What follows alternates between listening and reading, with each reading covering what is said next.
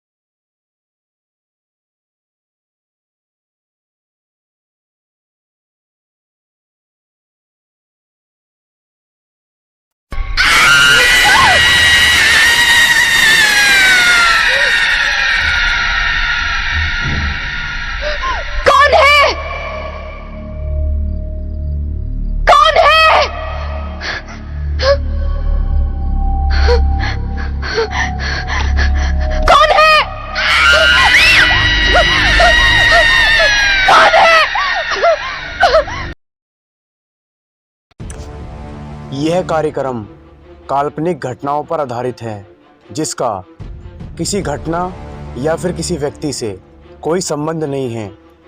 भूत प्रेतों और असामान्य वेशों के होने पर हमारा चैनल कोई दावा नहीं करता और ना ही कोई प्रोत्साहन करता है, मगर एक दावा करता है और वो है डर, जो कि सबको लगता है। तो चलिए बढ़ते हैं आज के कार्यक्रम की ओर।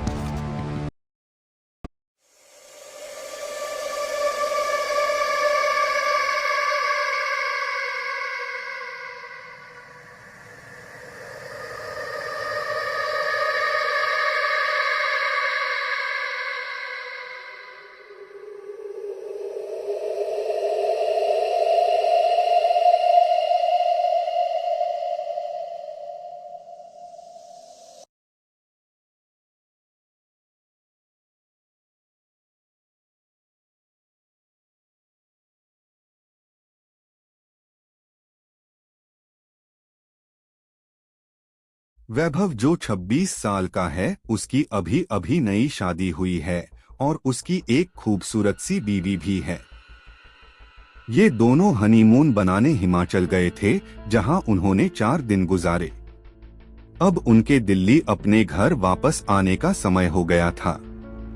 दोनों अपनी गाड़ी में बैठ गए और दिल्ली के लिए चल दिए। रात के 11 बज गए थे। अब वो हिमाचल की घाटी को पार करने ही वाले थे। रोड बिल्कुल सुनसान थी और गाड़ी बिल्कुल तेजी में जा रही थी। अचानक वैभव को अपनी गाड़ी के आगे एक औरत दिखी जिसने लाल रंग की साड़ी पहनी थी। वो दूर से ही हाथ हिलाकर गाड़ी को रोक रही थी। उसको देखकर वैभव की बीवी ने उसे गाड़ी रोकने से मना कर दिया, क्योंकि उसको डर था कि ये कोई लूटपाट करने की चाल हो सकती है। लेकिन वो औरत गाड़ी के सामने आ गई, जिससे वैभव को गाड़ी रोकनी पड़ी। वो औरत जोर जोर से दरवाजे को पीटने लगी। उसके चेहरे के हाव भाव से ऐसा लग रहा था जैसे वो किसी बड़ी मुसीबत में हो। वैभव की बीवी ने उसे गाड़ी का दरवाजा खोलने से मना कर दिया। उसने कहा कि ये कोई चाल हो सकती है, हमें बाहर नहीं जाना चाहिए। पर वैभव ने बोला कि अगर सच में ये किसी मुसीबत में होगी तो और उसे हमारी जरूरत हो, क्योंकि उसको देखकर वो अच्छे खासे घर की लग रही थी। ये बोलते ही वैभव ने गाड़ी का दरवाजा खोल दिया और बाहर आ गया। वो औरत घबराते हुए बोली, प्लीज मेरी मदद करो। वैभव ने बोला, क्या हुआ है? उस औरत ने जवाब दिया कि मेरी गाड़ी नीचे खाई में गिरकर एक पेड़ से टकरा गई है और उसमें मेरी छोटी सी बच्ची फंसी हुई है, प्लीज उसको बाहर निकालो। ये सुनते ही वैभव की बीवी भी बाहर आ गई और तीनों खाई की ओर भागे। उन्होंने देखा कि वो गाड़ी थोड़ी नीचे एक पेड़ से टकराई हुई है। वैभव झट से नीचे की ओर गया। उसने देखा कि पीछे वाली सीट पर एक बच्ची बैठी है जो रो रही है। वैभव ने दरवाजा खोलना चाहा पर वो नहीं खुला। दरवाजा अटका हुआ था। उसने बहुत कोशिश की, तब जाकर वो दरवाजा खुला। वैभव ने उस लड़की को बाहर निकालकर अपनी गोदी में रख लिया, पर लड़की अभी भी रोए जा रही थी और मम्मी मम्मी कर रहा थी। तभी वैभव की नजर आगे वाली ड्राइविंग सीट पर गई जहां उसे कोई बैठा हुआ लगा, लेकिन आगे वाली गाड़ी का शीशा धुंधला था तो साफ नजर नहीं आ रहा था। उसने अपने कपड़े से उसे साफ किया और जो वैभव ने देखा उसे देखकर उसकी पैरों तले जमीन ही खिसक गई। उसको विश्वास ही नहीं हो रहा था। उसने देखा कि आगे वाली सीट पर और कोई नहीं, उस बच्ची की मां थी जो मदद के लिए वैभव को बुला रही थी। उसने देखा कि वो औरत के माथे से खून निकल रहा है और उसकी मौत हो चुकी है। वैभव की पत्नी ने वैभव की हालत देखकर झट से उसके पास आई और वो भी ये मंजर देखकर हैरान हो गई। ये देखते ही वैभव और उसकी पत्नी ने पीछे की ओर देखा जहां वो औरत खड़ी थी, पर वहां अब कोई नहीं था।